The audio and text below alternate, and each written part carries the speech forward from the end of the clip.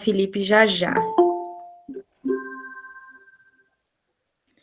Pessoal, vamos lá, né? Boa noite a todos e a todas. Sejam muito bem-vindos aqui ao minicurso número 3 desse evento que começou ontem, né? Que visa discutir aí as atualizações no âmbito prático que o Código de Processo Civil trouxe para a gente. Então, a gente sabe que o CPC ele entrou em vigor em março de 2016, mas de lá para cá a gente tem muita coisa para falar a respeito da efetividade mesmo, da letra da lei, né, como é que os tribunais superiores têm se comportado em relação às inovações trazidas pelo CPC, o que colou, o que não colou, né? Então, é com grande honra e com grande alegria que eu recebo aqui dois amigos que eu admiro muito, né? O professor Vitor Dutra e o professor Leonardo Andrade. Ele disse que não é para ficar chamando ele de doutor, assim, né? Senhor magistrado. Então, muita alegria ter vocês aqui, mais uma vez, essa dupla dinâmica que eu sou fã número 1, tá? E eu vou deixar as formalidades agora para Felipe. Então, muito obrigada por receber o nosso convite, e quando acabar a pandemia, a gente quer vocês lá em Brumado, no campus, né, para um evento, para a gente bater papo lá pessoalmente. Vai ser um prazer, vai ser um prazer. Obrigado, professora Samene. Agradecer mais uma vez a presença dos palestrantes aqui na nosso segundo dia de evento, né? Segundo e último dia. Ontem tivemos também oficinas riquíssimas e hoje, com certeza, mais uma participação de alto nível aqui do professor Vitor e professor Leonardo. Vou ler um pouquinho aqui do professor Vitor, do seu Lattes. Professor Vitor Dutra, doutorando em Direito pela Universidade Federal de Minas Gerais, mestre em Direito Processual Civil pela Universidade Federal de Minas Gerais, advogado OAB Minas, Bahia e São Paulo, parceirista e avaliador da revista de Estudos Jurídicos da Faculdade e avaliador da revista de Estudos Jurídicos da Faculdade da Universidade Estadual de São Paulo, Unesp, e da revista de cadernos do Programa de Pós-Graduação em Direito da Universidade Federal do Rio Grande do Sul, e da Revista Científica de Direito da Universidade Estadual do Sudoeste da Bahia, UESB. Membro do Instituto de Direito Processual e membro também do Instituto de Direito Brasileiro Processual Civil. O professor Leonardo Maciel possui graduação em Direito pela Universidade Federal de Juiz de Fora, especialista em Direito Processual pela Faculdade Independente do Nordeste, juiz de Direito titular da primeira vara das relações de consumo cíveis e comerciais de Vitória da Conquista, além de professor de Direito Processual Civil. Professores, mais uma vez, muito obrigado por aceitar o nosso convite. Queria dizer aos ouvintes, também agradecer a presença de todos vocês e pedir para que abram as câmeras, né, para que a gente fique aí mais à vontade e que a gente possa interagir aí dessa maneira que a realidade hoje nos permite. Então, professores, fiquem à vontade, eventuais dúvidas no chat e também a lista de presença ao final da oficina. Com vocês.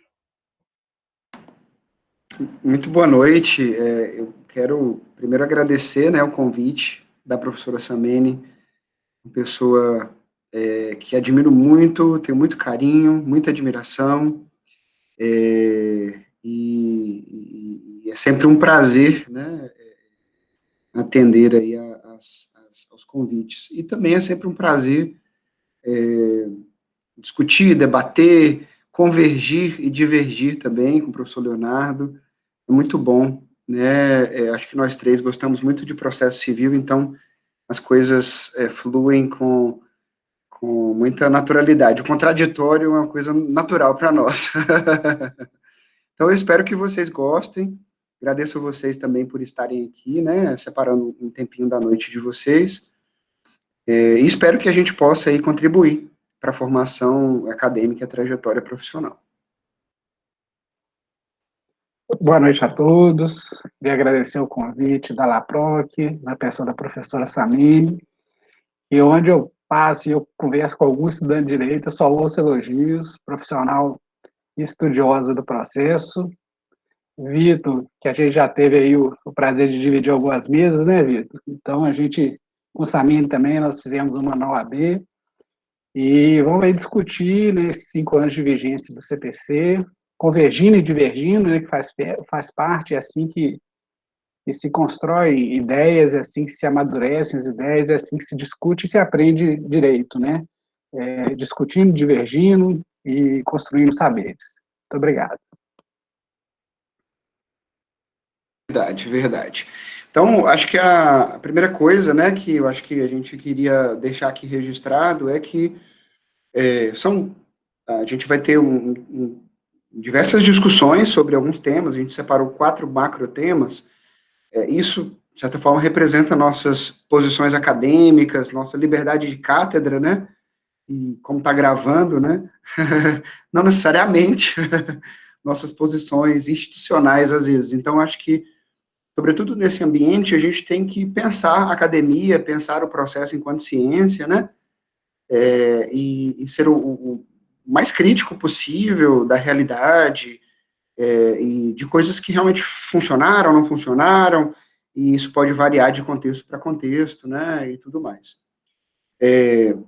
Na verdade, quando o Sameni nos convidou para fazer essa dobradinha, eu e o Dr. Leonardo, a gente estava debatendo qual seria o melhor recorte, né, se seria fazer uma discussão dos principais temas, da petição inicial ao trânsito em julgado, se tivesse tempo, obviamente, né, dos temas mais polêmicos, ou dos temas que pegaram, não pegaram, e aí a gente chegou à conclusão de que talvez o que deveria nortear o nosso debate hoje fossem as tendências para, não só o processo, como para a justiça, né, e eu particularmente tenho me aprofundado um pouco nessas questões das profundas transformações pelas quais, né, a justiça tem passado, e uma coisa que eu queria deixar claro para vocês é que a justiça não será a mesma, sobretudo os que se iniciaram, né, agora no direito, estão aí nos primeiros semestres e tudo mais,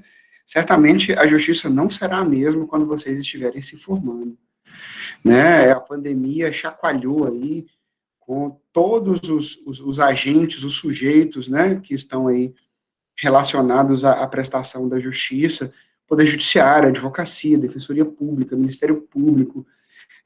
A pandemia realmente abalou diversas estruturas, diversos dogmas que existiam entre nós, e o CNJ lançou recentemente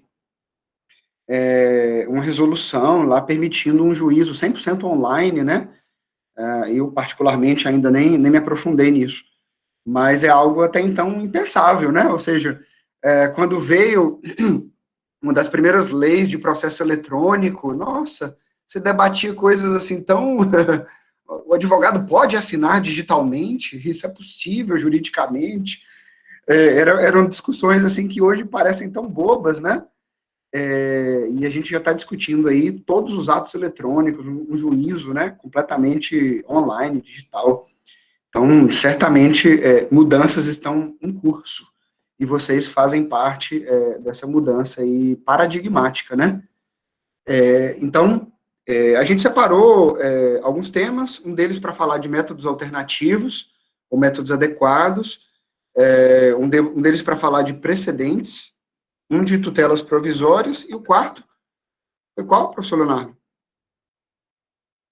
Está no mudo? Sim, duração razoável do processo. Duração razoável do processo. Que nós acreditamos ser algumas tendências aí para os próximos anos, né?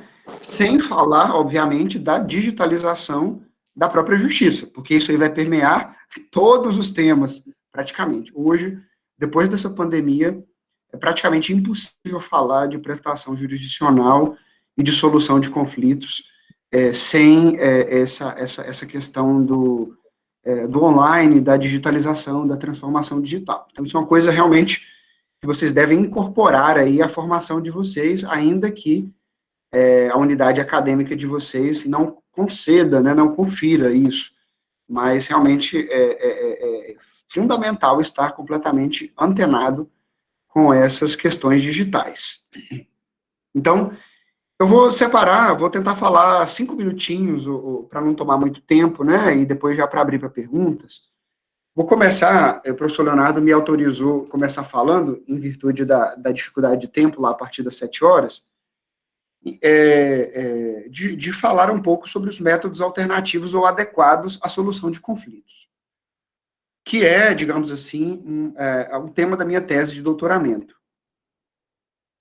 Isso mudou muito a minha forma de crer e de pensar, né? Eu sou um apaixonado pelo processo civil, desde muito, né, muita tenra idade no direito, digamos assim, eu me dedico ao processo, né? Foi o meu tema de conclusão de curso, né? Sob orientação do professor Humberto Teodoro e da sua sócia, que é minha orientadora, Juliana Cordeiro, e depois eu enveredei pelo processo. Então, eu sou um processualista, digamos assim, raiz. Ou seja, eu acredito, pelo menos acreditava, né? Vou falar que eu acreditava. Eu sempre acreditei no processo como a melhor forma de solução de conflito. Eu sempre acreditei que o processo formal, né, com direito ao contraditório, o contraditório mais amplo possível. Eu sempre acreditei no duplo grau de jurisdição como um mecanismo de controle e de correção de decisões. Eu sempre acreditei em estabilizações de decisões e de coisa julgada como uma forma de segurança jurídica. Então, assim, o processo está na minha raiz e corre nas minhas veias. Mas, na minha pesquisa de doutoramento, né, algumas coisas mexeram com essas minhas profissões de fé, com esses dogmas que estavam enraizados, né? E eu comecei a ter acesso a alguns estudos, algumas pesquisas, que demonstraram, na verdade, que, digamos assim, o insumo do processo, que é a lide, né? E quando a gente fala em lide, a gente vai para Carnelucci, né? Que é um autor muito tradicional do processo, que é uma pretensão resistida, ou seja, alguém queria alguma coisa, alguém foi lá e resistiu, se resistiu, e não conseguiram chegar a alguma autocomposição, nós temos aí uma solução heterônoma, né, heterocompositiva, ou seja, vem alguém de fora para resolver esse problema entre duas pessoas. E o centro, digamos assim, dessa solução é o Poder Judiciário, né? Então, isso aí está no cerne do processo civil, e está no cerne do processo civil enquanto ciência. Porque quando o processo civil se tornou ciência e se desvencilhou do direito material, ele precisava se autoafirmar e precisava dizer para que ele estava vindo. Então, de certa forma, o Estado monopolizou aí a produção do direito processual, a forma como o direito material ia ser tutelado, né, pelo Poder Judiciário, e óbvio, né, o Poder Legislativo, o poder de legislar sobre o processo, e o Poder Judiciário, que é o poder que vai dizer quem tem o direito, são expressões de poder, né? Então, na formação dos Estados nacionais e na consolidação do Estado enquanto poder, fazia total sentido, e na consolidação do processo enquanto ciência, fazia total sentido monopolizar isso tudo nas mãos de um ente, que é o Estado, né? O Estado-nação, e que dentro do processo nós chamamos de Estado-juiz, né? Só que, quando eu me deparei com algumas pesquisas de doutoramento, a gente começa a perceber que essa estrutura, embora ela tenha sido muito importante para a fase científica do processo, no meio do século XX, sobretudo depois da Segunda Guerra, essa estrutura começa a ruir, porque nós começamos a ter uma sociedade bastante industrializada, relações massificadas, conflitos massificados, e aí, no final das contas, o Poder Judiciário tem uma série de desafios diante de si para lidar com conflitos repetitivos. Então, alguns autores, né, sobretudo nos Estados Unidos e na Europa, mas basicamente na Itália, né, Mauro Capelletti, e nos Estados Unidos, dois autores, um chamado Frank Sander e o outro chamado Mark Galanter, eles começam a mostrar que, na verdade, justiça é um conceito muito mais amplo do que poder judiciário. e que conflito é um conceito muito mais amplo do que lide.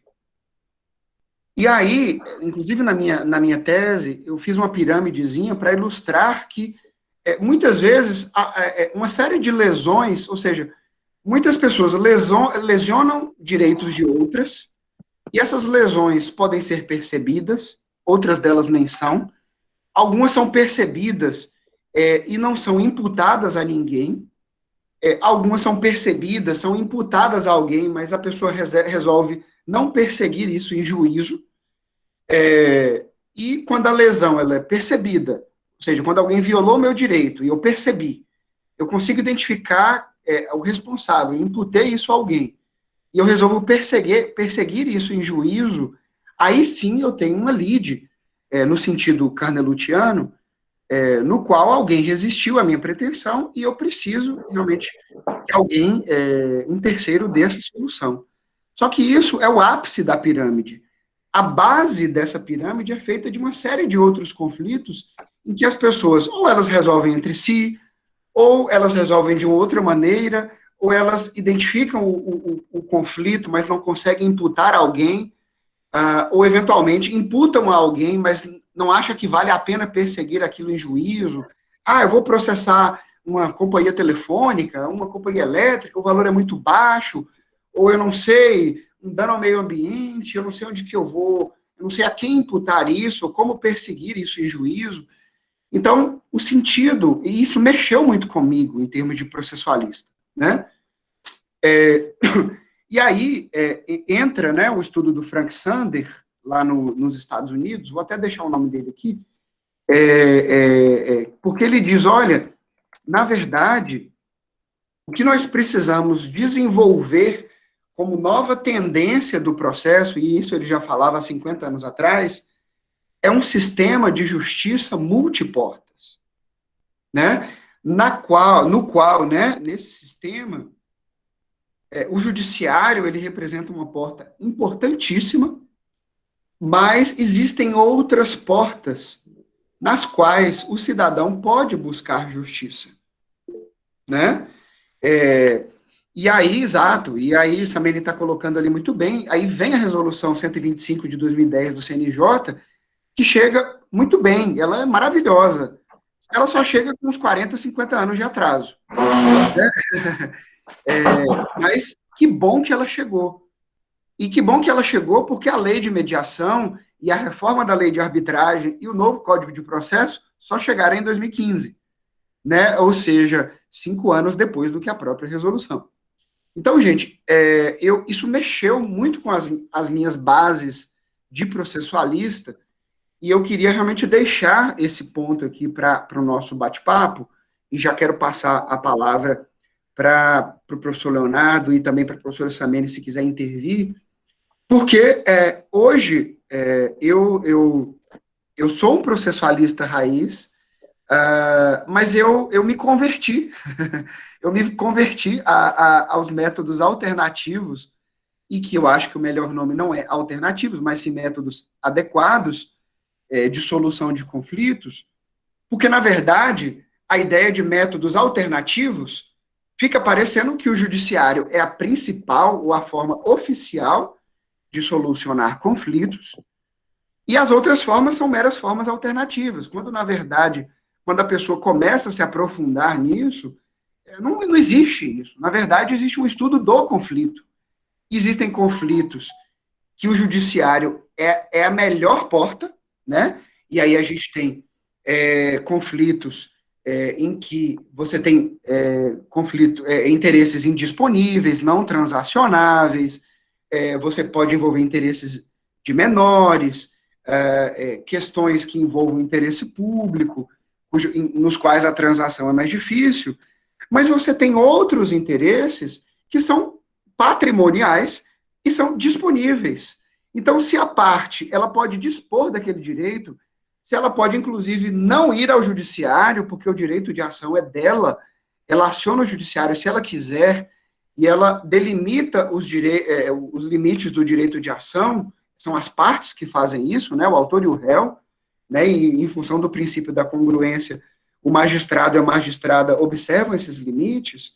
Então, se ela pode dispor desse direito e se quer levar ao judiciário, ela pode escolher um método adequado para a solução desse conflito, se for um direito patrimonial disponível, né? Então, na verdade, a expressão métodos alternativos ela é inadequada, e métodos adequados de solução de conflitos, ou seja, MASCs, a meu ver, é mais adequada, porque quando você se aprofunda no estudo do conflito, você percebe que o conflito mostra para você qual é a porta mais adequada, né? E é exatamente isso, de certa forma, que eu tento demonstrar na minha tese.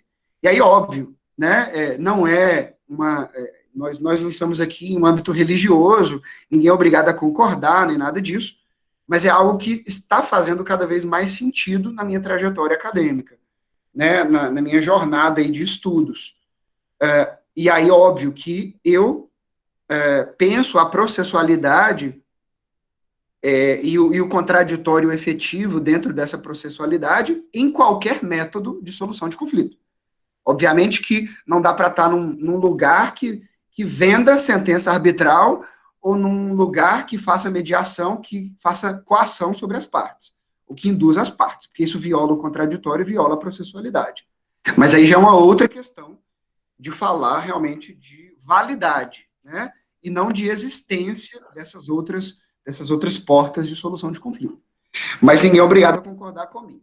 Então, como eu quero ouvir outras vozes, né? Eu queria realmente aí passar a palavra para os meus debatedores que eu admiro. Vitor, na verdade, eu concordo com suas pontuações. Dentro desse aspecto, eu queria fazer só algumas complementações. A primeira é de que o problema para a resolução dos conflitos, ele vem desde a construção acadêmica, né? Ainda hoje, os profissionais são formados naquele método adversarial, né? Prontos para levar o conflito para o Poder Judiciário e não buscar essas outras formas.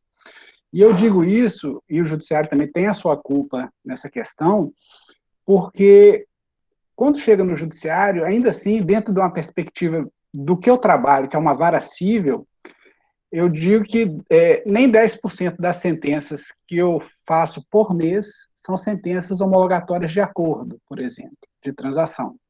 Nem 10%. Eu sei que vara de família é uma outra realidade, juizados também é uma outra realidade, mas dentro das varas cíveis é um caminho um pouco trilhado. E quando a gente pega esse período da pandemia agora, a gente está trabalhando em home office desde março do ano passado, né? A gente já tem um bom tempo trabalhando de home office. No primeiro momento, as audiências foram todas suspensas e, se você olhar o CPC, ele estabelece que a audiência de conciliação é um ato obrigatório. O TJ foi e fez um ato em que ele estabelecia que a audiência de conciliação só seria realizada com a concordância das duas partes. Ele inverte a lógica do CPC, porque o CPC diz só, não vai ser realizada a audiência de conciliação se as duas partes não quiserem, não é mesmo? E o TJ fala que não, só se as duas partes quiserem que nós vamos fazer a audiência telepresencial. Então, o que você trabalha para construir, num determinado momento, ele é desconstruído e assim vai. E aí a gente ficou sem fazer as audiências de conciliação um bom tempo, o tribunal agora retomou com as audiências de conciliação e mediação. Como a gente está em vara cível, os casos de mediação são muito poucos, então a gente trabalha mesmo com conciliação. E é isso, você vê, o sistema ainda hoje, ele é todo despreparado para se trabalhar com essas outras portas. Tudo é levado para resolução dentro do judiciário, que nem sempre, como você diz, nem sempre é a melhor solução a ser dada ao processo, né? Embora o judiciário aí tenha se adequado, procurando se adequar, mudar, se atualizar, né? O Vitor falou aí do juízo 100% digital, é uma resolução do CNJ que veio, a resolução 345, o tribunal editou um ato e está fazendo um projeto piloto com algumas varas de Salvador, varas de fazenda pública, varas de consumidor, e é uma realidade que a gente vai trabalhar com um processo absolutamente todo digital, né? Então, por exemplo, hoje, nas varas cíveis, a gente tem feito as audiências telepresenciais, mas essa vai ser uma realidade que veio para ficar no processo 100% digital, né? Não vai ter audiência presencial, os atos serão todos feitos digitalmente, as intimações serão feitas digitalmente, por WhatsApp, por e-mail, que e-mail for eletrônico disponível. Diga, Vitor. Não, nesse ponto aí, eu acho interessante, porque perceba como que isso democratizou, né? Como que isso ampliou tanto o acesso, óbvio, gente, assim, tudo é uma questão de escolha, né? Óbvio que a gente acaba excluindo aquelas pessoas que não têm, digamos assim, uma interação digital tão grande. Então, deixando isso de lado, o resto, que é tendência, hoje você pode advogar de qualquer lugar. Hoje eu não preciso mais ir a Salvador e a Belo Horizonte para fazer sustentação oral. Posso fazer de qualquer lugar. Hoje eu estou aqui do Recife, conversando com vocês.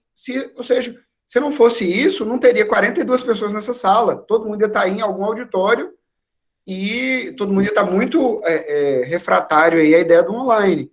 Então isso veio para ficar. Concordo plenamente. E isso facilita muito, Vitor, porque eu estava até falando isso esses dias, participei de um grupo de estudo da UESB e estava falando sobre audiências telepresenciais.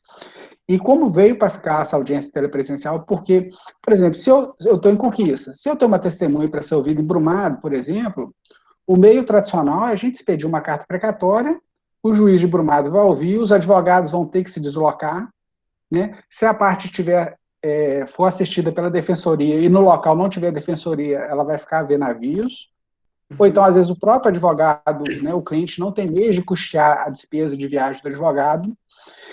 E agora não, o que hoje, ao invés de eu mandar uma carta precatória para o juiz de Brumado, eu vou mandar uma carta precatória ou um simples pedido de cooperação para que ele encaminhe o link de acesso para a audiência para a testemunha. A testemunha vai conectar daí de Brumado, a gente vai fazer a audiência como a gente está fazendo esse evento hoje. E aí o juiz que vou julgar o processo, é o juiz que vai inquirir a testemunha. E olha que ganho, né? Que ganho processual. Que ganho processual, porque o juiz da causa vai colher a prova. Exatamente. E assim, era algo muito ruim, né? Ou seja, o juiz que é o juiz da causa, nós não temos, né, no processo civil brasileiro, o princípio da identidade física do juiz, né, que existem em alguns países. Tinha no CPC antigo, né? Tinha no CPC antigo, ou seja, o juiz que instruiu deveria dar a sentença, presumindo-se que aquele que esteve mais próximo da prova produzida em contraditório está mais apto a sentenciar. E, de fato, isso faz muito sentido em alguns casos. Existem algumas subjetividades, algumas coisas que papel, infelizmente, nunca vai conseguir traduzir. Uma ata de audiência nunca vai conseguir refletir o que efetivamente aconteceu na audiência, né? Por isso que existe uma verdade processual e uma verdade real. Então, a verdade processual é o que está à disposição do juiz. Ele não é obrigado a julgar conforme a verdade real, porque ele não é Deus e semideus. Ele está ali apto a julgar conforme a verdade processual. Mas olha o ganho, isso é uma tendência, porque será que é o meu microfone que está dando essa interferência? Não, né? O juiz que instruiu o processo agora vai ter contato com a testemunha, vai poder ver se houve alguma chicana processual, se a testemunha estava realmente falando a verdade, se inspirava essa confiança toda ou não, um assistente técnico, um perito e tudo mais. Então, o ganho para o processo é muito, muito grande, né?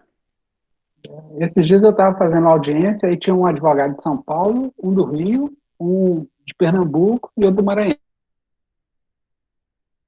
A gente fazer essas audiências presenciais, como é que seria difícil, né? Deslocamento, carro. Oneroso, né? Para as partes. Exato. E a audiência fluiu muito bem, a gente conseguiu fazer tudo que seria feito de forma presencial.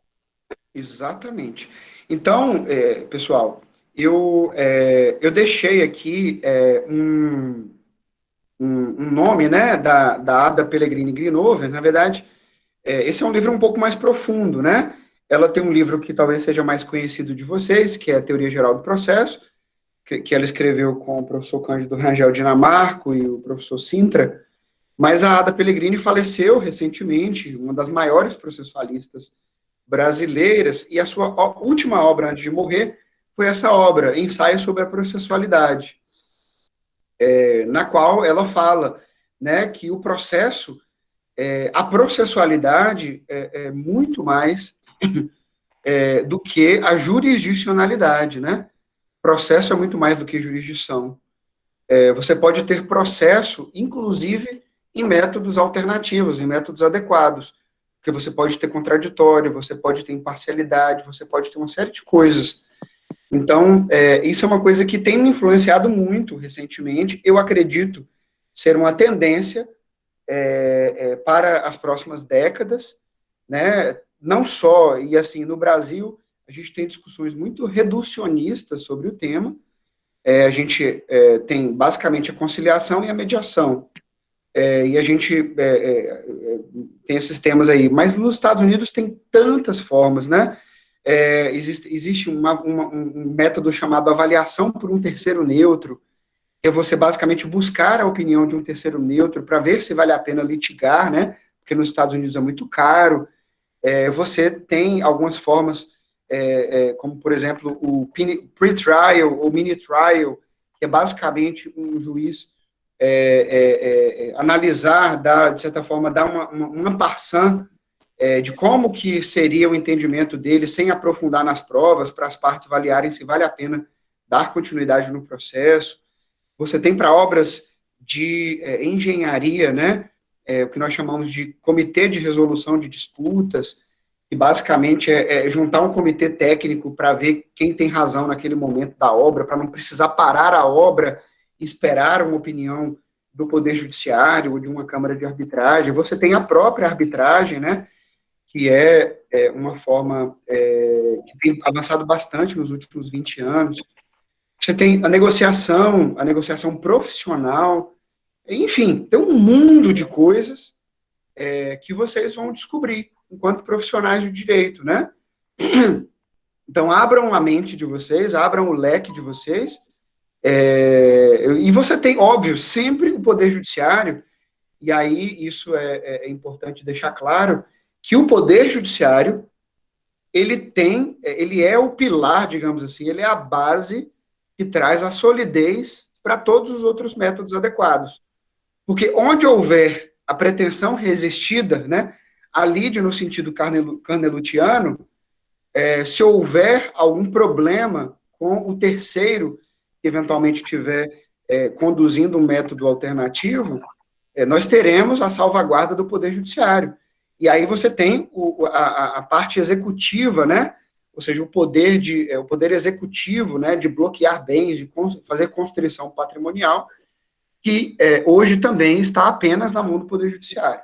Existem estudos, né, para a desjudicialização, na verdade, para a execução também ser feita fora do Judiciário, mas isso é uma tendência ainda muito incipiente. A salvaguarda, né, eu acho que é o Poder Judiciário ainda. Então, assim, eu vejo como uma tendência. E, caso alguém não tenha nenhuma pergunta, a gente pode partir para o próximo tema do nosso bloco, né, que eu não quero monopolizar também com esse ponto. Alguém tem alguma pergunta aí? Aqui no chat, não. Não? Se alguém tiver alguma pergunta aí, quiser abrir o Se microfone. não tiver, a gente pode aplicar o princípio da preclusão, né? Processo é uma palavra em latim chamado procedere, ou seja, vai só para frente, né? Então, então, show de bola. Não temos mais perguntas. Se surgir também, pode mandar depois, tá? A gente aqui é bonzinho também. Vamos então passar para o próximo tema? Pode ser, Léo? Vamos lá, Vitor. Aqui eu tinha anotado, pela ordem aqui, seria até tutela provisória, se você quiser puxar de novo, aí, inclusive por conta do seu horário aí que você está. Não, aqui o celular já carregou tudo, eu já vou aqui no meio da rua, já vou falando com vocês. Então pode ir puxando aí a tutela provisória, Vitor, que aí eu vou falando. Ah, tá. Você quer que eu fale sobre tutela provisória? Joia. Eu penso que para a gente seguir a ordem aqui, se for... Então tá. Ok? Então, beleza. Então, pessoal, um outro tema que a gente separou enquanto tendências para o processo civil é a questão da tutela provisória, que também tem muito a ver com a duração razoável do processo, né, Léo e Samene? Tem tudo a ver com a duração razoável do processo. Na verdade, a tutela provisória, ela precisou ser inventada porque os processos não conseguem atender a dinâmica da vida, né? Isso é normal, né? Ou seja, se eu burocratizo, no sentido da palavra real, né? Burocracia no bom sentido, né? Se eu preciso dar algum, ou seja, se eu tenho um problema, eu preciso ouvir alguém, ouvir a outra parte, dar o direito à produção de prova e uma série de coisas. Depois eu preciso garantir uma sentença fundamentada, e depois o duplo grau de jurisdição, e etc e tal, enfim. Gente, isso toma tempo, né? Não sejamos ingênuos de pensar que queremos a melhor decisão possível e queremos em tempo recorde. Isso não existe, né? Processo leva tempo. Óbvio que no judiciário brasileiro nós temos alguns excessos de duração irrazoável do processo, e a gente precisou constitucionalizar isso. Mas processo leva tempo. Então, nesse bloco aí das tutelas provisórias, é importante ressaltar que nós viemos de uma outra época, né, do CPC de 73, eu pelo menos sou de 73, se tiver algum aí de 39, ó, eu sou do de 73,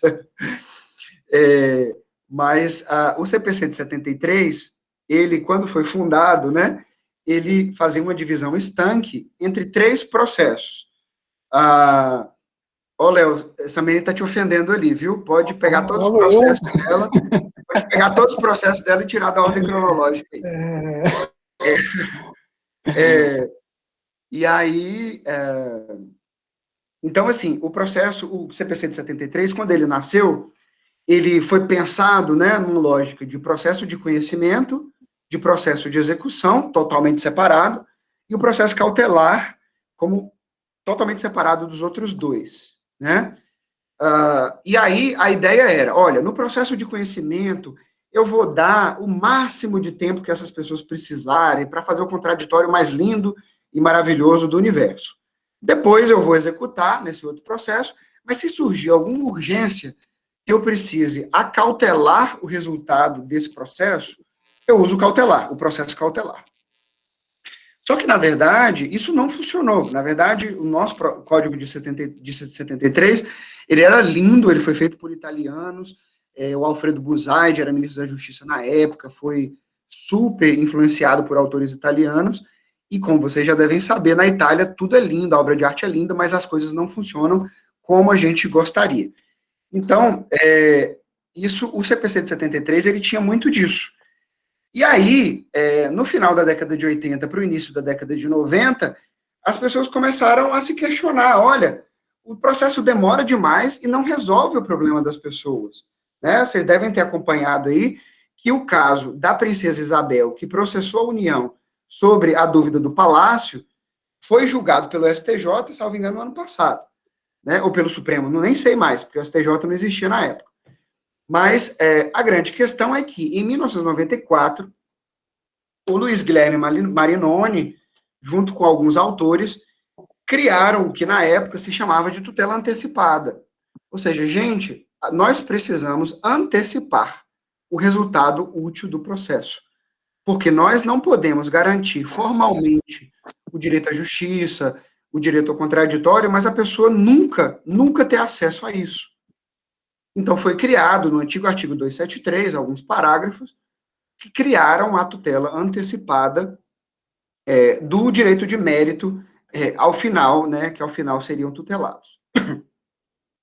Isso funcionou muito bem, depois vieram, né, ações sincréticas no juizado, enfim, vieram uma série de medidas, né, de processos sincréticos, ou seja, processos que misturavam conhecimento, execução e cautelar dentro do mesmo procedimento, até que no CPC de 2015,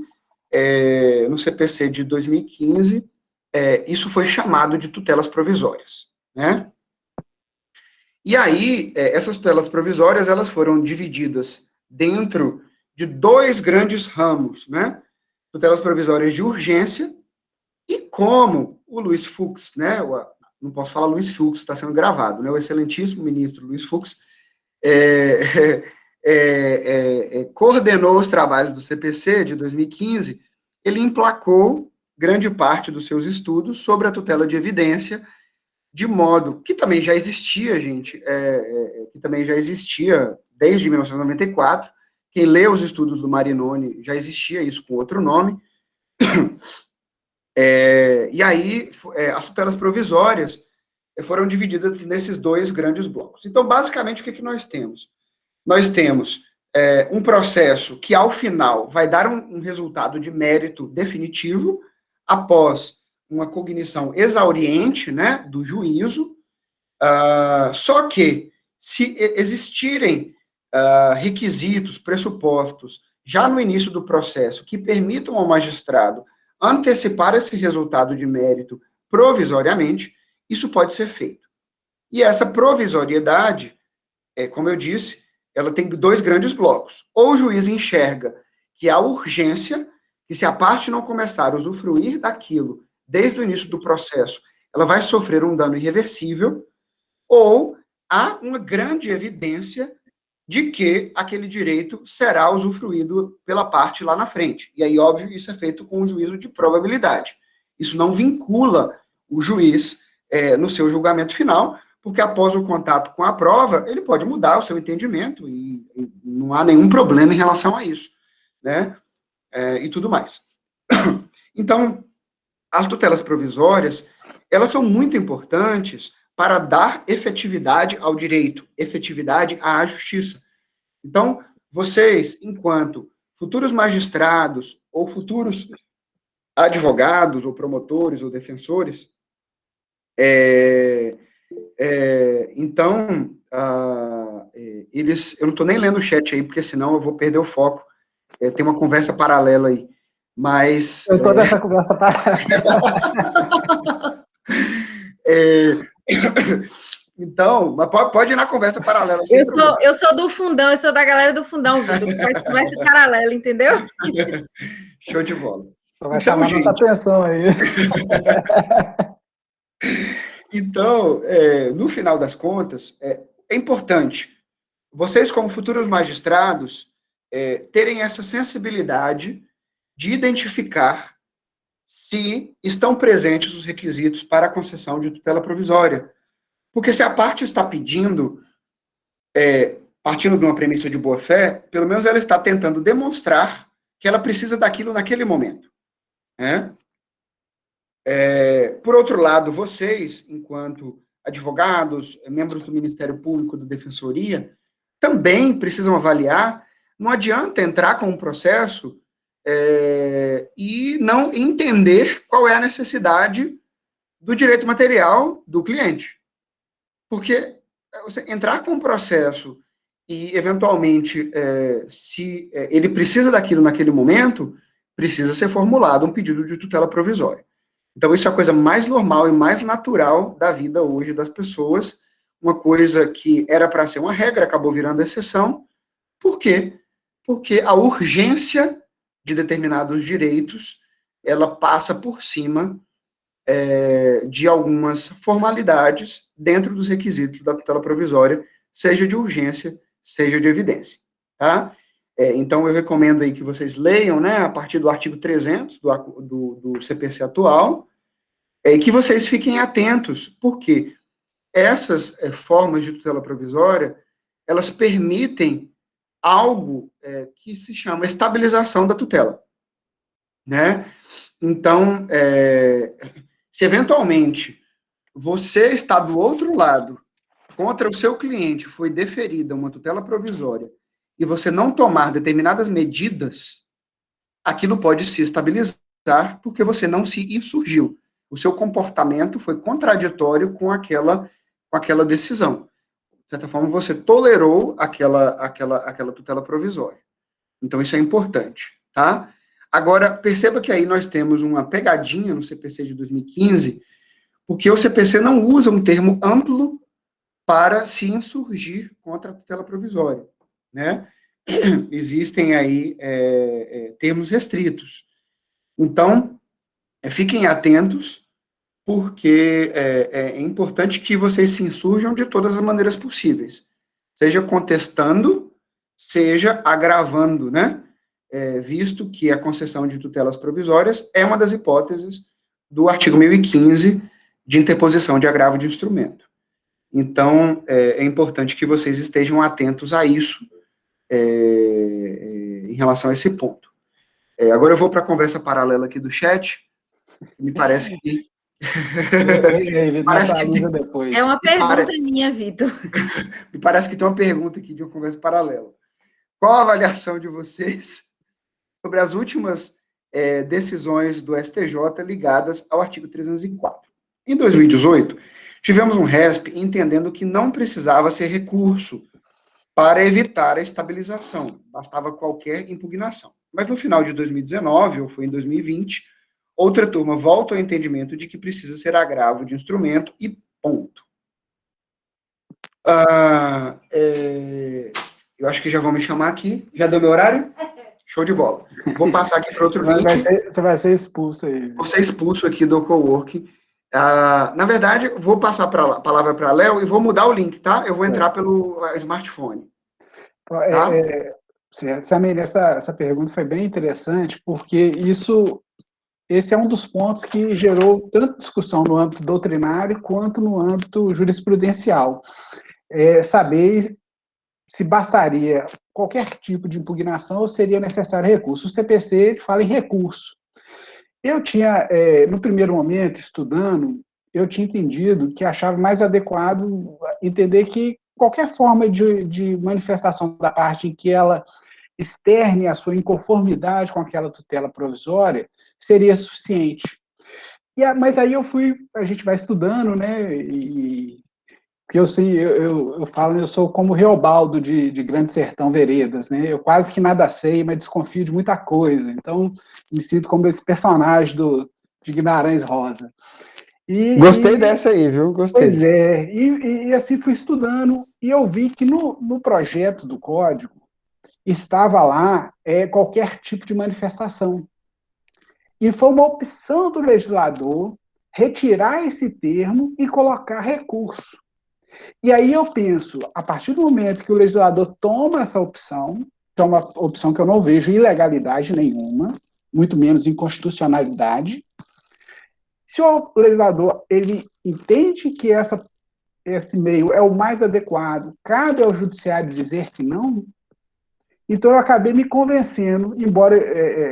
porque uma coisa é a gente achar o que é melhor e a outra coisa é aquilo que está posto na lei.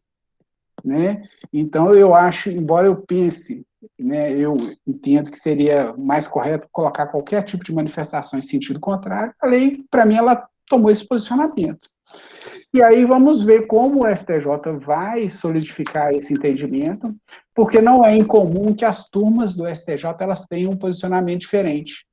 Inclusive, esse dia eu estava aqui decidindo uma ação de saúde suplementar, acho que foi até a Jaqueline falou ali no chat, e, por exemplo, nós temos uma situação, nós temos uma turma do STJ hoje que diz que o rol da ANS é exemplificativo, e a outra turma diz que não é exemplificativo, que é taxativo.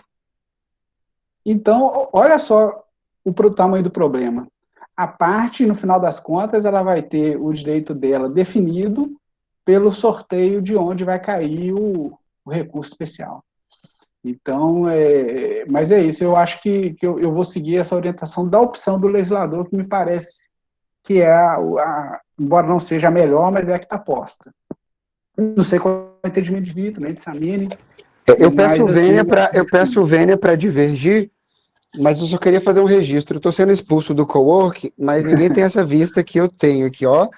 Tá a ponte de Recife e da Bahia aqui de...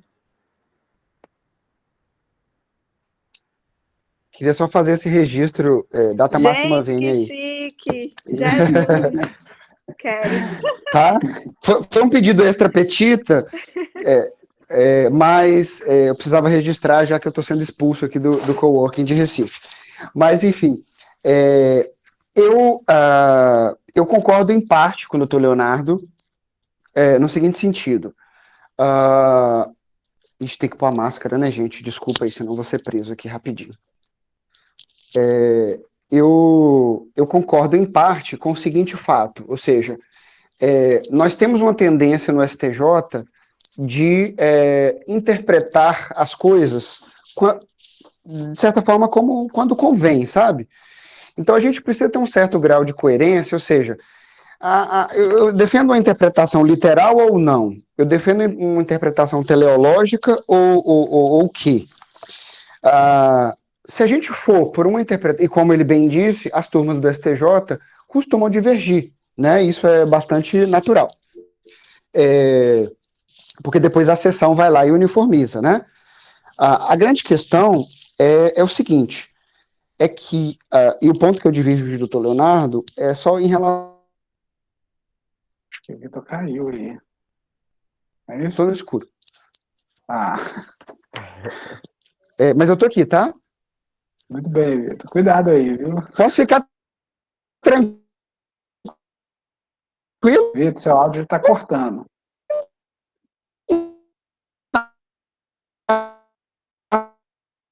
Se ele pegou o elevador... Aí, voltou. Voltou. Enmascarado. Joia. Voltei mascarado.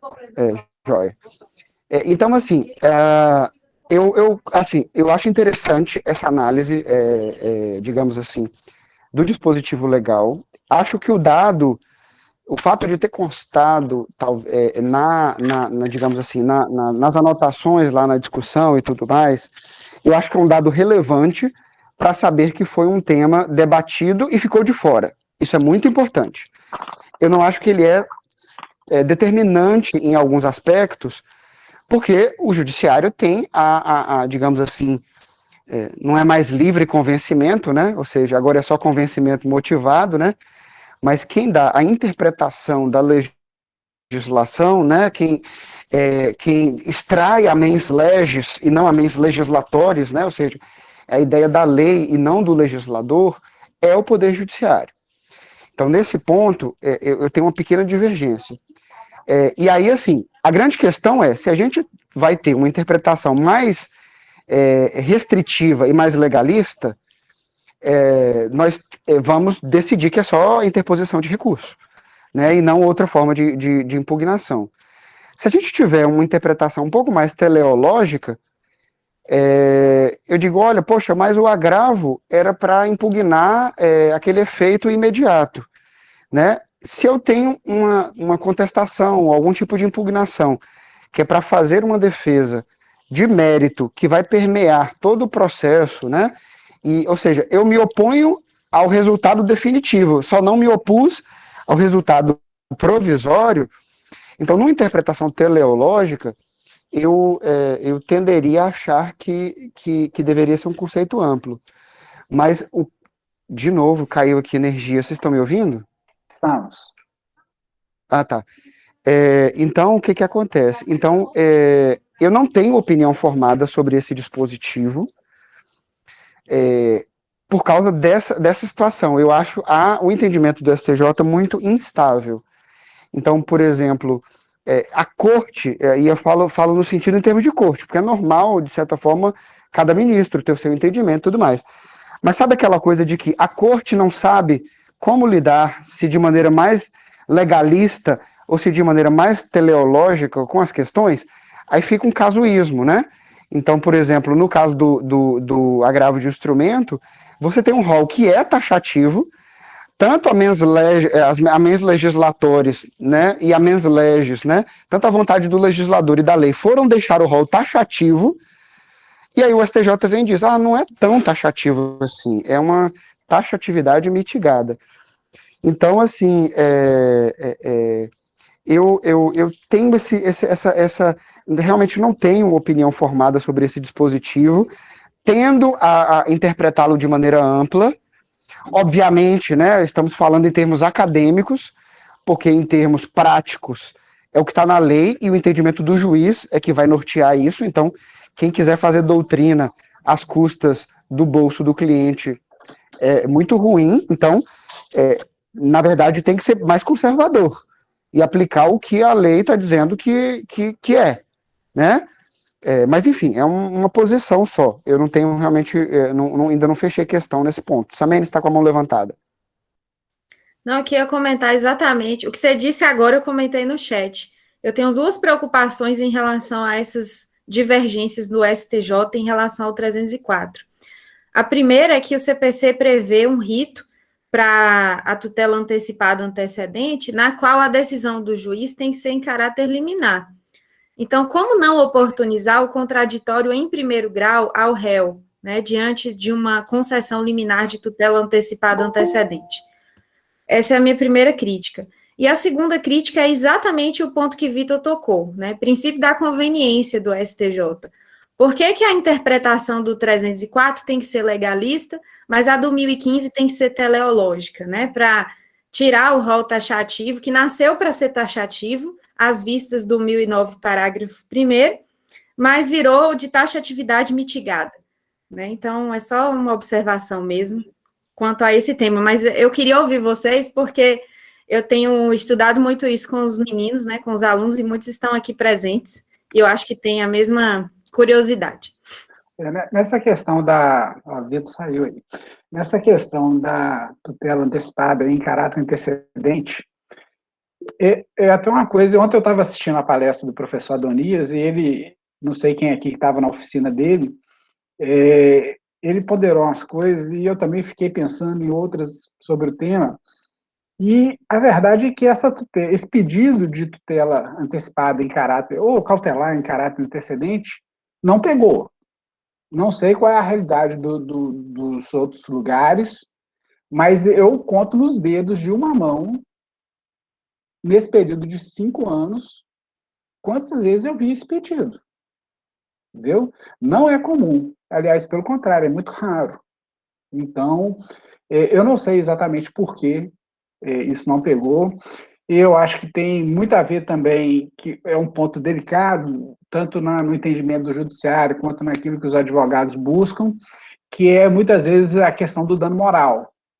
Então, por exemplo, a parte que ela tem, imagina, a gente estava falando aqui das ações de saúde, a parte quer fazer uma cirurgia, o plano de saúde negou. Ela poderia fazer só o pedido de tutela antecipada, né, de antecipação dos efeitos da tutela em caráter antecedente, para eliminar da cirurgia, né? Mas aí o problema é que quando ela entende que tem o dano moral, e é uma realidade nos nossos processos hoje que é difícil você ver um processo que não venha junto com o pedido de dano moral. E é muito difícil, eu não conheço decisão judicial assim que venha antecipar um pagamento de dano moral, porque passa pela instrução, passa pelo contraditório. Eu não acho viável, na questão da probabilidade do direito, você trazer uma prova que convença o juiz dele dar um dano moral. Então, quando a gente tem os pedidos acoplados, né, de dano moral, isso faz com que esse instituto seja pouco utilizado. Eu tenho para mim que essa é a razão maior dele não ser muito utilizado. Né? Então, é mais nesse sentido.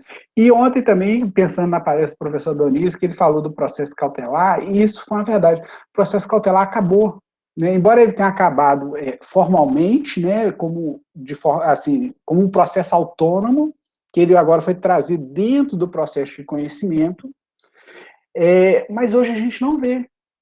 Eu fiquei pensando aqui, aí fiquei puxando pela memória, eu não vi mais pedido de qualquer pedido de medida cautelar, não tenho visto. E aí fiquei pensando por quê, né? A gente, né, o Riobaldo aqui de novo, né? Por que isso? Qual o motivo de não ter?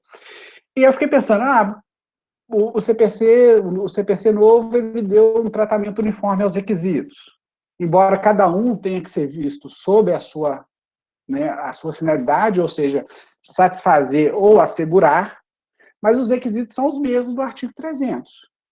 Mas aí eu pensei, no CPC de 73, embora os requisitos fossem diferentes, nós tínhamos a fugibilidade.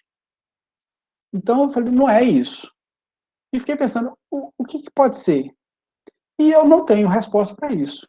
O que eu tenho visto hoje é que os pedidos são todos feitos, pedido de tutela antecipada satisfativa. Né? E, às vezes, pedidos de natureza cautelar que são requeridos sob essa forma. e muitas vezes o juiz, usando a fungibilidade, ele fala, olha, esse pedido aqui foi feito de uma maneira satisfativa, mas, na verdade, ele tem caráter cautelar. Recebo como um pedido cautelar. Mas, assim, um pedido genuinamente feito pela parte como cautelar, eu não consigo ver mais. Vitor falou que me deu uma mensagem que falou que já está retornando. Enquanto isso, a gente vai indo. Alguém quer fazer alguma pergunta sobre esse tema? Eu vi Marinoni. Marinoni é ótimo nesse tema, né? É uma das referências, né? Eu acho que é uma das melhores referências, né? Eu acho ele excelente nesse aspecto. Se não quiser abordar mais nada nesse aspecto, eu acho que a gente já poderia passar para o próximo. E daqui a pouco também já encaminhar para o encerramento, senão vocês nunca mais me chamam, né? A gente tinha anotado aqui a questão da duração razoável do processo. O Vitor falou um pouco, e é um tema extremamente relevante, né? Porque nós temos uma realidade hoje do judiciário, do número de processos que agora está reduzindo, mas chegou a ter 100 milhões de processos no judiciário. É quase um processo para cada 2 habitantes. No último ano, me parece que fechou com 80 e poucos, alguma coisa assim. Mas, ainda assim, é uma carga muito grande.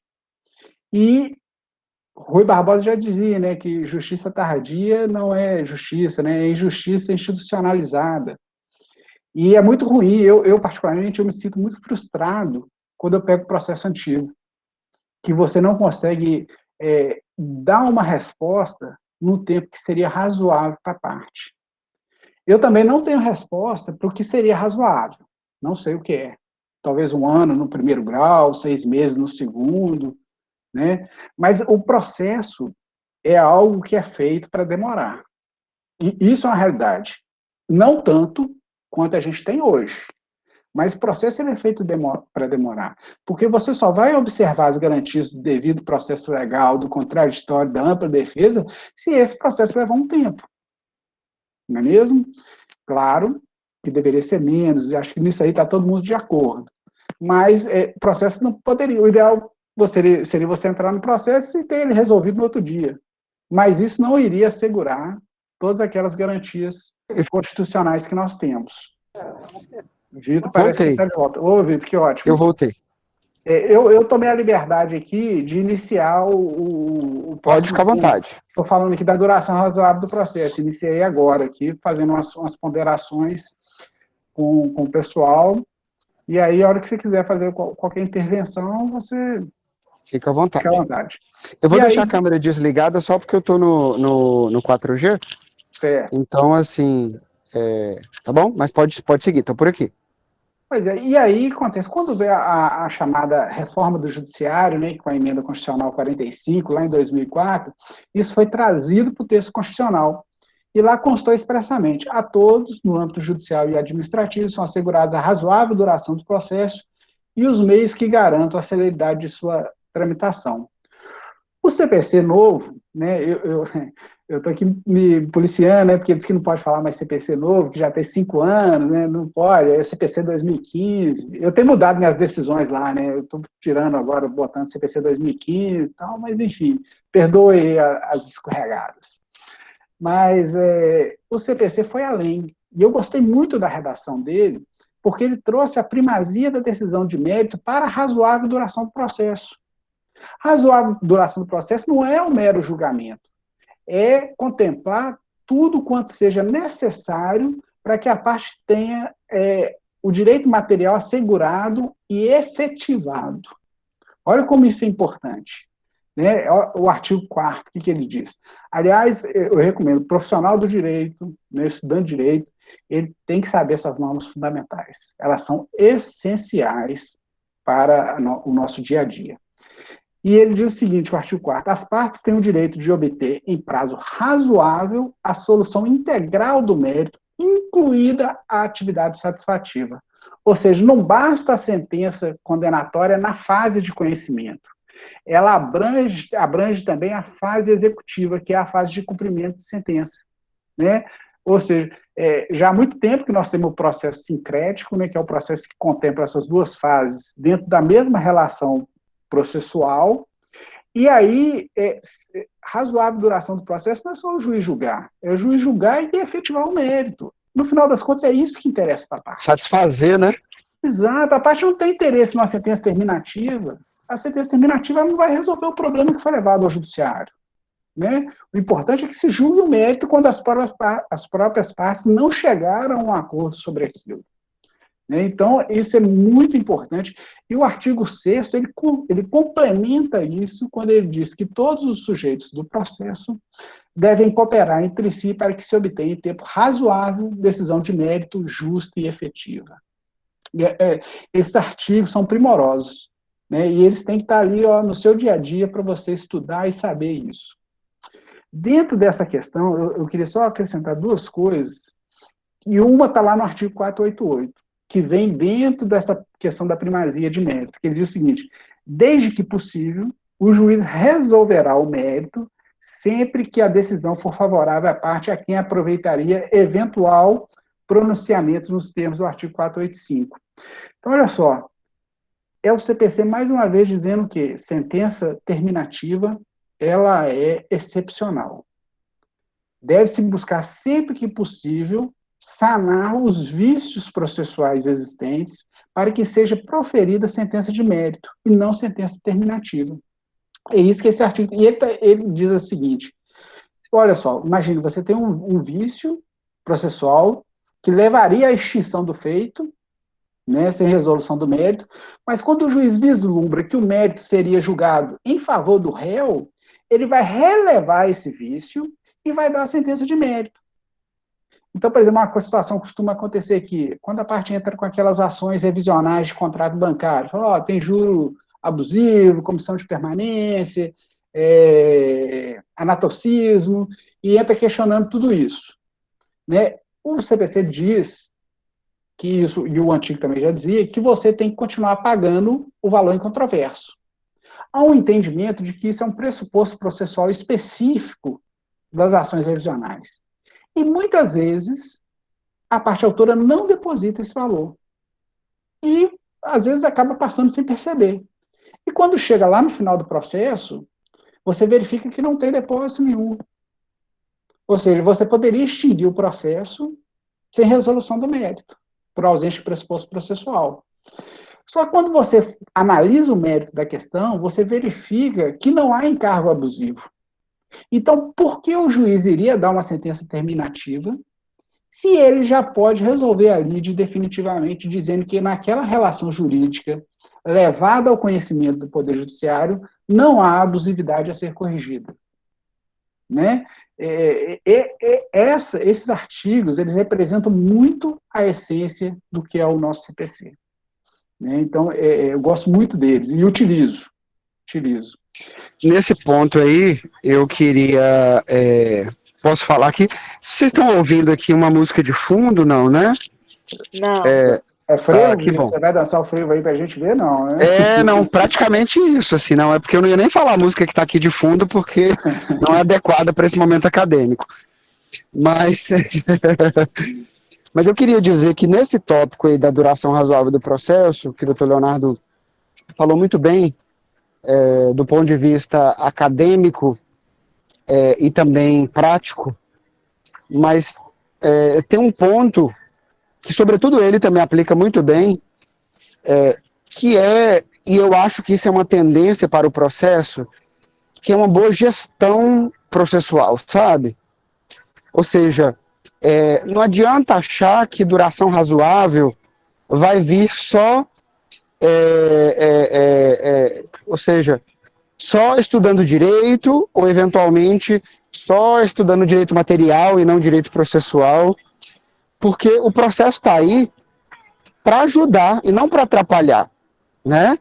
Então, assim, primeiro, eu acho que existem coisas importantes que devem ser exigidas das partes, que é exatamente uma coerência na hora de peticionar, né? Uma coerência, como o doutor Leonardo comentou. Se eu estou pedindo uma ação revisional e não anulatória, é porque eu quero revisar aquilo para um outro valor. Então, existe algum outro valor aí que é devido. Então, se é devido, e ele não é controverso, se ele não está sendo questionado judicialmente, ele deve continuar sendo pago ou depositado em juízo. Saneamento do processo, né? Nem todos os juízes saneiam o processo, e isso interfere muito no andamento do processo. Toda a vida do processo vai ser influenciada se o processo está bem ou mal saneado, né? Casos repetitivos, né? Casos repetitivos, você tem que ter uma gestão desses processos adequada. Não adianta achar que eu vou ter um entendimento super, ultra rebuscado ou diferente do que o STJ, o que o TJ vai ter e tudo mais e tal, quando na verdade aquilo ali é uma tese que se aplica em vários casos. Então, assim, o magistrado precisa ter um perfil também de gestor, né? Porque, afinal de contas, ele é diretor da vara, né, de onde ele está, ele dirige o foro, né? Então, assim, ele coordena o trabalho de um número de servidores. Então, eu acho que a gente tem estudado muito duração razoável do processo do ponto de vista jurídico, mas cada vez mais eu tenho me convencido de que outros ramos da ciência podem contribuir para a duração razoável do processo, né? Uma adequada gestão da vara, um adequado saneamento dos processos, como a gente vai falar daqui a pouquinho, uma adequada aplicação de precedentes repetitivos, porque isso vai ajudar a desafogar casos repetitivos. Então, eu acho que uma tendência é a gente olhar a duração razoável do processo não só sobre uma perspectiva unicamente processual, mas também de direito material, mas eu iria além, eu diria que não apenas uma perspectiva jurídica, né? E sim uma perspectiva mais estratégica mesmo, né? De entender quais são os gargalos da duração razoável e tentar prevenir, né, e evitar que esses gargalos aconteçam. Porque muitos desses problemas que o Dr. Leonardo citou, de levar a decisões terminativas, poderiam ser analisadas logo na petição inicial, logo na contestação, ou no mais tardar no saneamento do feito. Vitor, eu sou titular da primeira vara civil de Conquista, tem 10 anos, e não tenho perspectiva de ir para outro lugar, nem quero. Então, quando eu assumi a vara, eu tracei estratégias de médio, curto e longo tempo. E me incomodava muito quando eu pegava processo, chegava no final do processo e tinha um vício processual que passava batido, que eu vi lá. Então, quando você chegava no final, tá lá, você fez a instrução toda e você verifica um erro, um equívoco processual.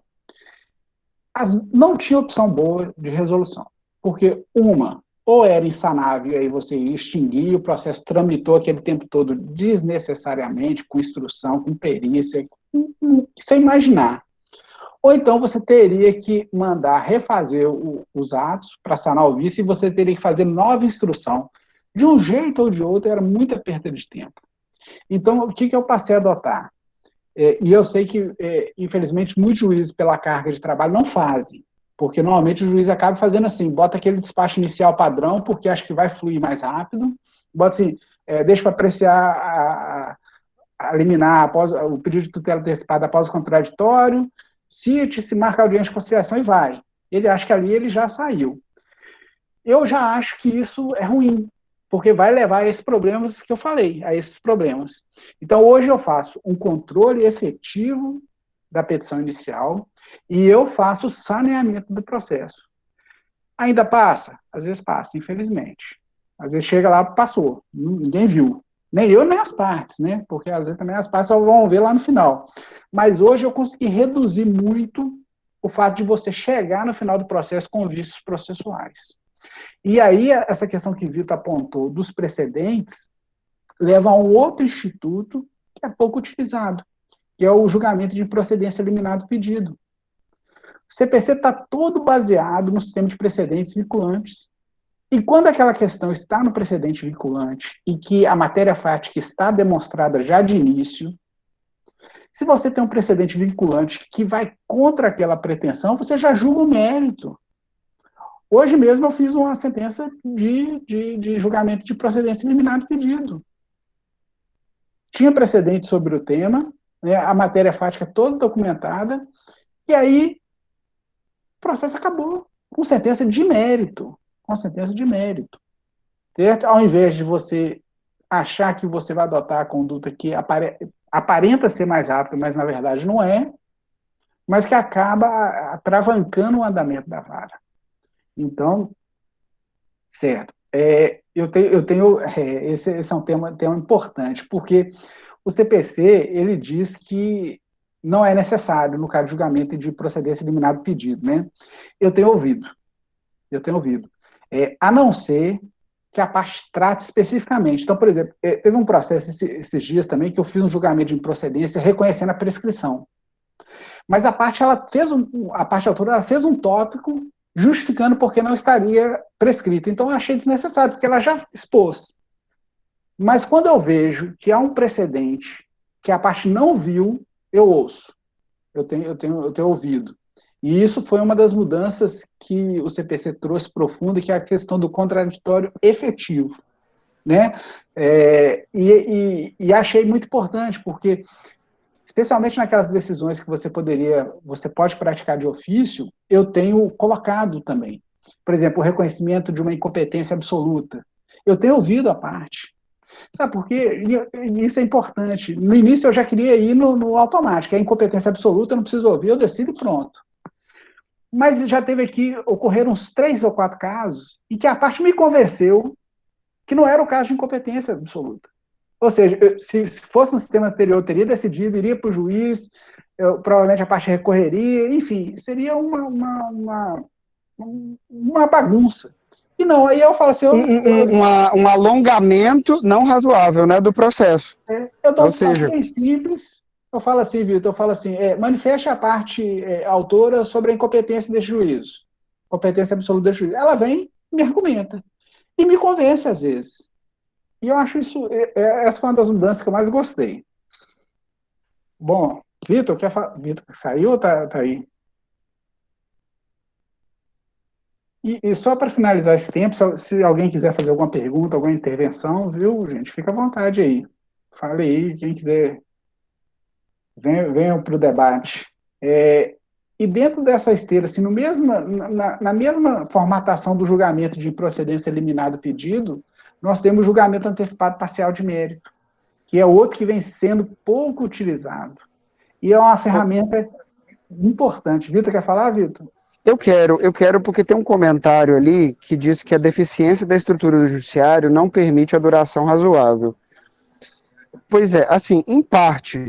Porque, vamos supor, se a primeira vara civil consegue aplicar determinados métodos e obter resultados bons, ou seja, em tese, todo juiz é dado a mesma estrutura, né? Assim, óbvio, você pode ter um servidor a mais aqui, acolá e tudo mais e tal, mas assim, eu não sei, acho que Suilane que fez esse comentário, sabe, assim, eu não sei, assim, eu tenho dificuldade de acreditar que existe uma deficiência no judiciário que não permite a duração razoável do processo. Tem muita deficiência mesmo. Por quê? Porque também na minha tese de doutoramento, o judiciário brasileiro, embora ele tenha um número considerável de juízes, e esse número é compatível com países da Europa, com outros países da América do Sul, o juiz brasileiro é um juiz bastante produtivo, é um juiz que sentencia muito. Quando nós colocamos a estrutura, né, de servidores do judiciário nessa conta, aí já se percebe que o judiciário brasileiro ele tem uma proporção diferente em relação a outros países. Então eu acho que ele tem condições de ser eficiente com a estrutura. O que nós precisamos, de certa forma, é ter aplicação adequada, ou seja, é aquilo que a gente falou lá no início, é ter advogados que sejam menos litigantes, ou se vão litigar, né, que litiguem com mais critério. Então, nós temos um problema na raiz aí, digamos, na causa, mas se algumas varas conseguem ter um tratamento adequado e conseguem praticar a duração razoável do processo, Por que que outras não conseguem, sabe? Então, assim, às vezes eu fico refletindo sobre isso. Quais seriam as causas de não se aplicar, de não alcançar os mesmos resultados, né?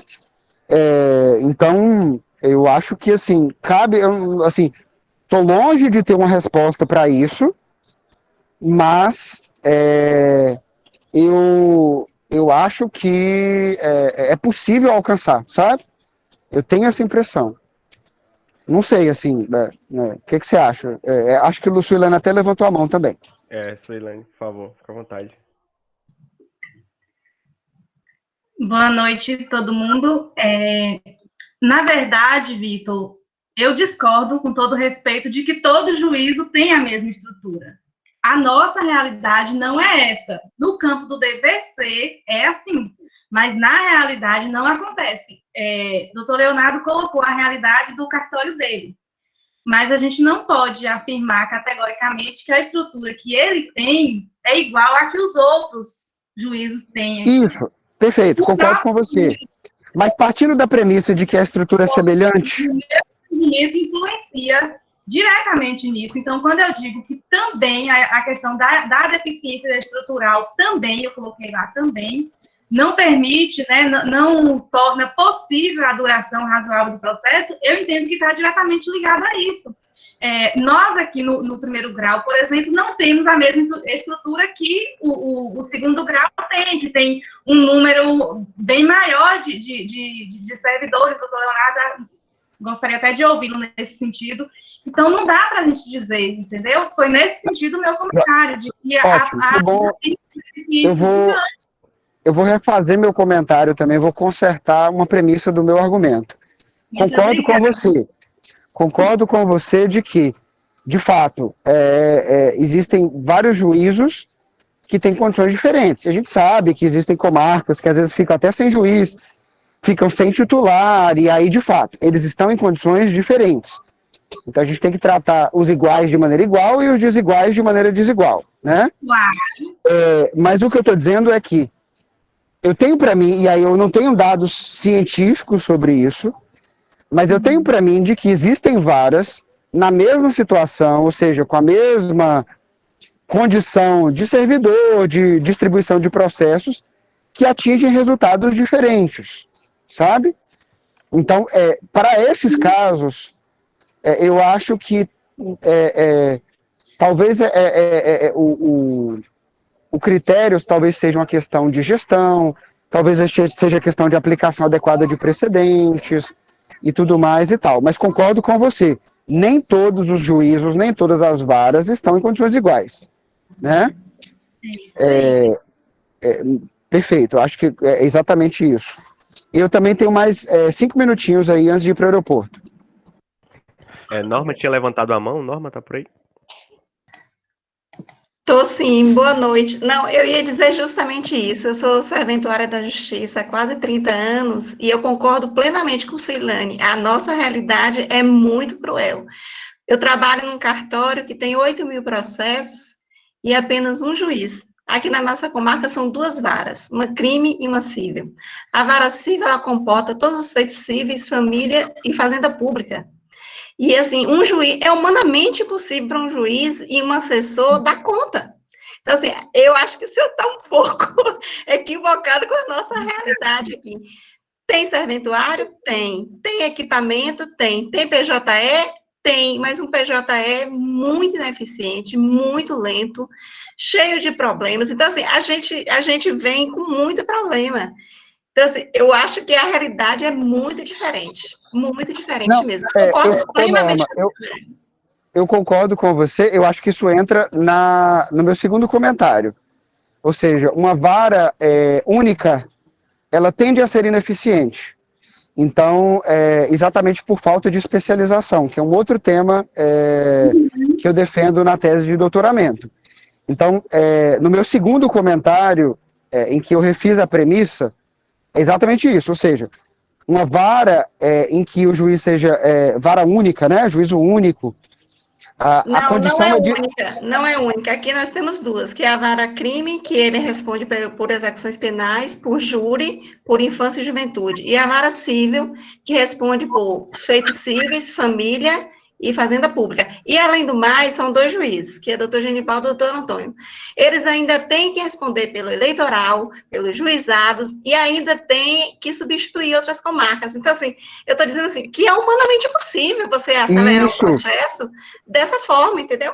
O que precisa exatamente. realmente no judiciário, principalmente no baiano, que é a minha realidade, é de juiz para trabalhar. É o Verdade, tribunal concordo, nomear juiz. É isso concordo Mais mesmo. com você. mais servidores, não é isso? Concordo.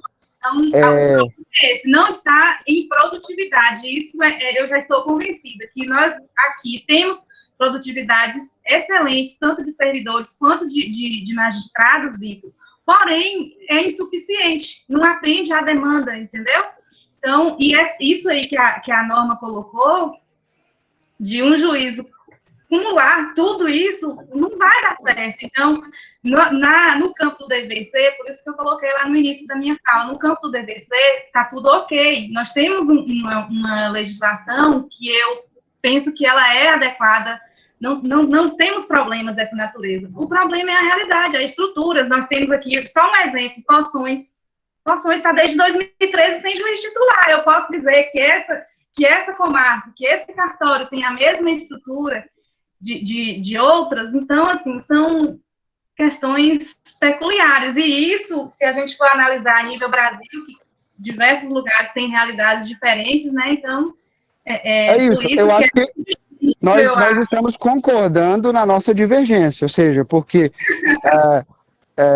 eu concordo que se uma vara não tem juiz titular, ou se ela é vara única, pouco especializada, e assim, acho que uma vara civil, que pega inclusive fazenda pública, família e todos os feitos cíveis, para mim, é uma vara que realmente vai ter bastante dificuldade, e fica difícil aplicar uma série de dispositivos do código, né?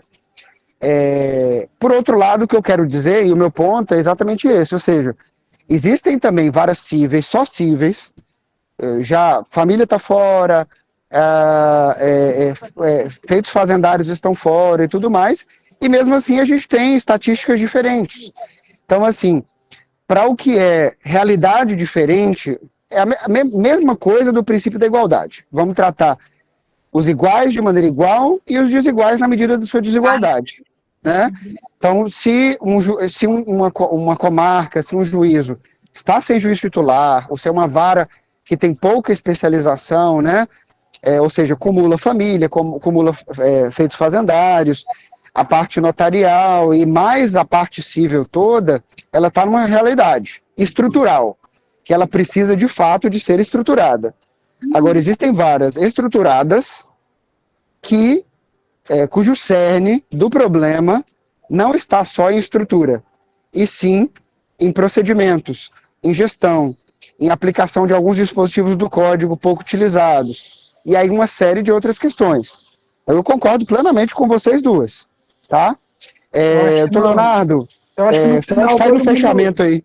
Eu acho que no final todo mundo concordou, né? Porque é isso. Eu tenho uma realidade de 1.500 processos, então a gente consegue produzir um pouco mais, julgar mais do que entra. Quantos eram quando você chegou? Vitor, quando cheguei, eram 5.500 processos. Uhum. Quando criou a vara de família, uma parte levou, eu acho que eu fiquei com 4.000 processos, e nesses 10 anos eu reduzi esse número de processos. Então, hoje eu estou com 1.500. Eu julgo um pouquinho mais todo ano do que entra. Então, ano a ano, meu acervo vem diminuindo, né? Ainda tenho processos antigos, tenho processos velhos que não se resolvem, mas eu consigo trabalhar dessa maneira. Mas, por exemplo, aqui em Conquista a gente tem uma vara de família que tem 13.000 processos. Nós temos uma vara de fazenda pública que tem mais de 30.000. E aí, mas na verdade foi o que todo mundo pontuou, né? Cada realidade é uma. Você só pode comparar o que é igual. E tem gente que não tem. Se você recebe, uma vara de família tem 13.000 processos, aí você imagina, você despacha um processo, quando é que você vai voltar nesse processo novamente? vai levar uma eternidade. Então, por mais que você produza, e a vara de família aqui mesmo, tanto os servidores quanto os juízes que estão lá, trabalham muito, mas não aparece. Entendeu? E provavelmente eles produzem muito mais do que eu e que o meu pessoal, mas o meu resultado aparece mais. Entendeu? É uma situação. E aí, vamos fazer o fechamento que eu preciso ir para o aeroporto? Vai lá, Vitor. Não, você. Pode fazer o fechamento. O Felipe quer ver se tem mais alguma pergunta. Tem mais pergunta? Não, aqui no chat tá tranquilo. Só a professora Samene que acabou saindo também, deixou um recadinho, agradeceu vocês. Deixa eu ver aqui, ela... Certo. Bom, primeiro eu queria agradecer a presença de todos, né, que se dispuseram a nos ouvir, a dialogar, enfim, a construir conhecimento. Foi um momento muito agradável. Nesses tempos de pandemia, a forma que a gente tem de aglomerar é virtual. Então foi muito bom estar na companhia de vocês, agradeço muito. Vitor, é sempre um prazer dividir a mesa agora virtual com você, né, que é uma referência no campo do processo, estudioso, profissional dedicado. Estou vendo aqui a doutora Suilane também, advogada aqui de Conquista, muito competente, dedicada. E os estudantes que estão aqui, que são a razão de ser desse evento, né? Meu muito obrigado a vocês. Eu também queria agradecer aí todo mundo, né, pelo convite. Também me sinto muito honrado sempre quando a gente tem a oportunidade de dialogar, de debater, de convergir, divergir, faz parte, compartilhar aí, né, com profissionais como nós, como acadêmicos, que um dia estarão aí no mercado de trabalho. Então é muito bom, um prazer enorme. Eu fico muito feliz também, agradecido aí. Sabe que eu tenho uma admiração grande aí por Dr. Leonardo. Suilane, muito bom te rever aqui. E queria desejar, né, a todo mundo que esteve aqui conosco uma excelente noite, muita seriedade aí na carreira acadêmica, né, se dediquem ao direito. O direito não é uma trajetória fácil, não é uma trajetória de curto prazo, não é, digamos assim, uma corrida de 100 metros rasos, é uma maratona, e é uma maratona, assim, que a gente precisa realmente estar preparado para vivenciá-la. Mas para quem gosta, né, é uma maratona prazerosa de se vivenciar. Então eu queria realmente agradecer a vocês aí, me colocar à disposição, o que vocês precisarem. Vou até deixar aqui minhas redes sociais aqui, caso vocês queiram me acompanhar. Porque agora o negócio é assim, né? Tem que deixar a rede social, ninguém deixa mais e-mail, telefone, nada disso. Mas é isso, gente. A Suilane levantou a mão, quer falar aí. Um abraço, obrigado pelos monitores aqui que nos deram suporte. Viu? Um abraço para vocês. Vamos, só antes de encerrar, definitivamente, vamos tirar um print, né? Pra gente postar nas nossas redes sociais.